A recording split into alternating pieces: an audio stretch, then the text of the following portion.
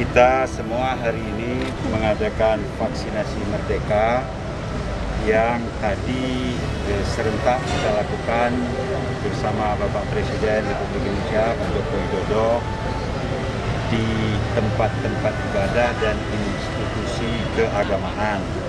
Kita terus berupaya mengendalikan COVID ini dan alhamdulillah 2 hari terakhir ada penurunan signifikan dari yang terpapar, hampir 50% penurunan. Kita tetap pada prokes dengan gerakan 3M, kemudian plus vaksinasi.